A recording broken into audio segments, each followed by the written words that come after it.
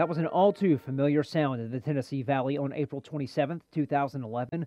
Violent tornadoes ripped across the state, killing more than 230 people, most of those right here in North Alabama.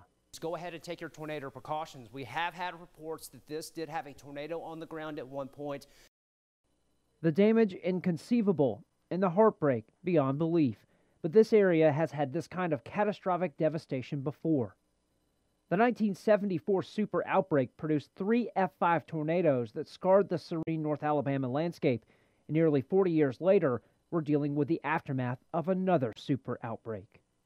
Dave Nadler with the National Weather Service in Huntsville has been out surveying damage almost daily since the storms hit.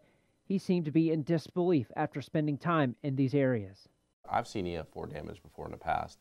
Some stuff I've seen in the last 6 days, I've never seen in my life. And you got to put that into perspective.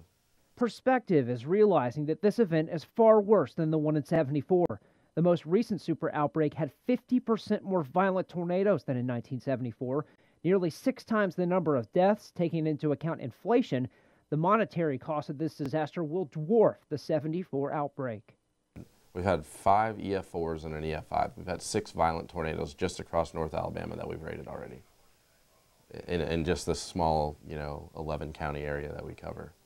The number of violent tornadoes from April 27th is staggering. Just to give you an idea how active April 27th was, last year there were 53 tornado warnings issued from January to December.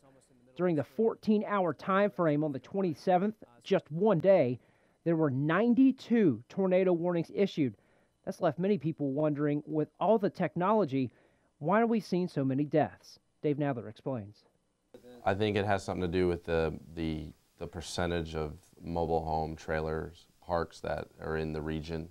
I think it has to do with population density. The population between Memphis, Jackson, Mississippi, Birmingham up to Nashville, that corridor, has increased significantly over the last 30 years. And I think it has something to do with the number of tornadoes and severe weather that we see at night. To go out and see this damage will leave you heartbroken and speechless.